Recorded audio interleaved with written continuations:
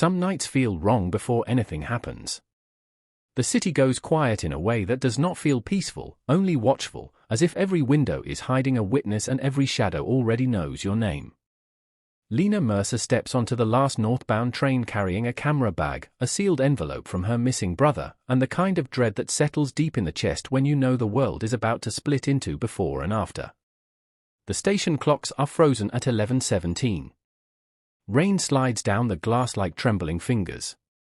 Nobody else seems to notice the strange stillness pressing over everything.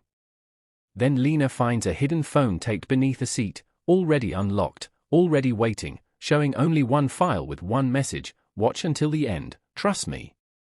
It is the kind of sentence that sounds simple until you hear it in your own head and realize trust is exactly what has become dangerous. When she presses play, her brother Owen appears on the screen bruised, pale, and trying far too hard to sound calm. He warns her not to go to the police, starts to name someone inside the corruption closing around him, and then the video cuts. In the black reflection of the screen, Lina sees what matters even more than the message itself. Someone is standing behind her in the train carriage, not moving, not speaking, just watching. And in that moment, the mystery stops being about a missing brother. It becomes something alive, something already in the room with her, something that has been waiting for her to find it. Fear does not always make people run. Sometimes it makes them very still, very sharp, very aware of every small thing that should not matter but suddenly does. The hum of the train. The flicker of failing lights. The way two officers on the next platform stand too straight, too prepared, as if they are not there to help anyone but to collect someone. Lina gets a message from an unknown number telling her not to get off at the next stop, and every instinct inside her fights with itself. Obeying could be a trap. Ignoring it could be worse. She stays on the train and follows the next instruction, finding a strip of paper hidden behind a metal panel, written in Owen's unmistakable hand. On it is an address in the dock district and a name from the past, Marcus Vale. A friend once loyal enough to stand beside Owen against anything. Then the lights fail again, the carriage drops into red emergency glow, and the phone restarts the video by itself. This time it reveals more. Owen names Adrian Voss as the danger inside the network, the man who cannot be trusted, the man already too close. He warns Lina that they will use time against her, manipulate her hope, and control what she thinks she still has a chance to save. Then he says something even more chilling: when she figures out who is behind the camera, she must not let them know she understands.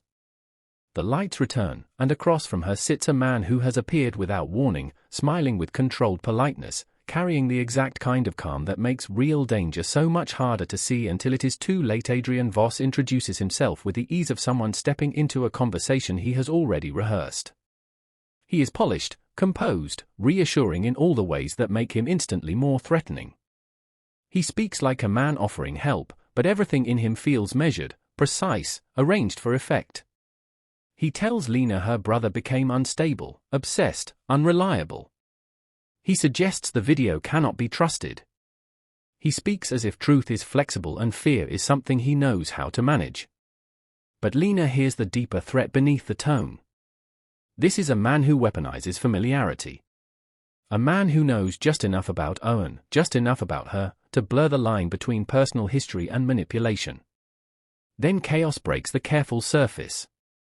The train jolts violently. Sparks burst overhead. Darkness slams through the carriage. In the confusion, Lina is pulled not by Voss but by Marcus Vale, dragged through the train's rattling passageways and down into the hidden underworks beneath the tracks. Marcus is older now, scarred, worn down, but unmistakably real in a world suddenly full of staged appearances. In the dripping dark below the city, he gives Lina the truth without softening it. Owen stole something people would kill to recover. The moment Lina watched that message, the clock started. And from that second on, she is no longer just looking for her brother. She has become part of the game built around whatever he hid. The deeper Lina goes, the less this feels like a disappearance and the more it feels like an entire city balancing on carefully buried lies. Inside an abandoned customs office near the fog-covered docks, Marcus begins pulling the story apart piece by piece. Owen had not uncovered one dirty secret. He had uncovered a structure, roots, payoffs, trafficking, vanishings, media control, officials protecting officials, all of it connected by people rich and powerful enough to erase anyone who got too close. Worse still, the evidence was designed to betray whoever exposed it too early. False trails layered over real ones. Edited material meant to destroy whistleblowers while keeping the true architects hidden. That was why Marcus mattered. He knew how images lie, how footage can be altered not just to conceal truth but to redirect it. Lina finally opens the envelope Owen sent before disappearing, and inside is not a letter but a key and a clue pointing to an old cinema, another dead place in a city full of them. When she asks the question she has been carrying like broken glass since the beginning, whether Owen is alive, Marcus cannot give her the answer she wants. He can only say Owen was alive when the message was recorded. Nothing after that is certain. Before the moment can settle, a red targeting dot appears through the dust on the wall beside them. The window explodes inward. The safe place becomes another trap. And the truth becomes impossible to study from a distance. Now it is moving, armed, and closing in. Survival changes the rhythm of everything. There is no time left for grief, doubt, or careful thinking when gunfire tears through rotten wood and the walls around you begin to splinter. Marcus gets Lina out through the back, leading her across alleys, rooftops, fences, and the sleepless corners of the city where nobody asks questions because everyone already knows answers are dangerous. By dawn they reach the ruined Meridian Cinema, a place left behind by the public but clearly not forgotten by the people still using it. Locker 28 opens with the weight of Owen's final plan inside it, a hard drive, film reels, and a bright blue toy bird that feels wrong the instant it is seen. It is not a gift. It is a warning hidden too late. The explosion that follows is not just an attempt to kill them. It is proof that someone expected them to come, expected them to follow Owen's breadcrumb trail all the way here. Even his contingency has been turned into a weapon through smoke and debris. Marcus shoves the hard drive into Lina's hands and sends her upward toward the projection booth while he turns back toward the men closing in below.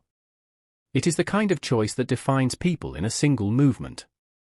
Lina wants to stay, to fight, to refuse the separation. But Marcus reminds her that Owen trusted her with the final move, and trust now is no longer emotional. It is operational. It is the difference between losing everything and carrying the truth one room further than the people hunting it expect. Alone in the projection booth, with dust drifting through the beam of an old machine and voices echoing below, Lina does what Owen and Marcus needed her to do. She watches closely. She slows everything down. She stops treating footage as story and starts treating it as architecture. What first appears to be harmless festival film reveals hidden frames buried between images, a second world flashing beneath the first. A private meeting. A ledger. Officials and corporate figures seated around a table, discussing routes and payouts with cold administrative ease. Then one more face comes into view, Chief Inspector Mara Quinn, the very person publicly leading the search for Owen, sitting calmly inside the conspiracy from the beginning. The betrayal expands the danger instantly. There is no clear institution left to run toward. Even the rescue has been staged. Then Lina finds Owen's final recorded message, weaker now, speaking through pain, explaining that the real threat is not only what they have already done but what they are about to do. A citywide blackout during Founders' Night. Transit lines disrupted. Cameras dark. Communication severed. Movement hidden in orchestrated chaos. It is not just a cover-up. It is a reset disguised as crisis. And before Lina can fully absorb the scale of it, Adrian Voss appears in the doorway of the booth, alone and calm, as if he has stepped out of the truth itself to make sure she understands exactly how large the machine really is. The final stage of a thriller is not when the danger becomes loud.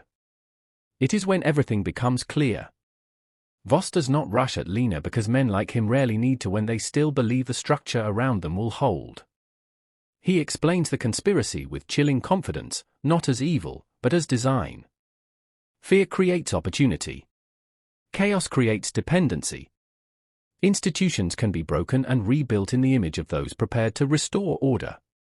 Founders' Night was never only about hiding criminal movement. It was about rewriting the city under cover of celebration and panic.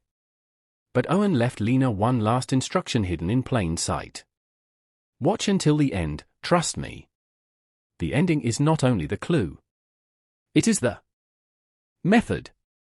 Lina lets the final images play and notices what Owen knew she would eventually see: a reflected code, an access route, one last piece hidden not in the obvious frame but just beyond it. Then everything accelerates. She fires, runs, and pushes through the gathering crowds toward the central broadcast exchange while the city unknowingly moves closer to its own engineered collapse.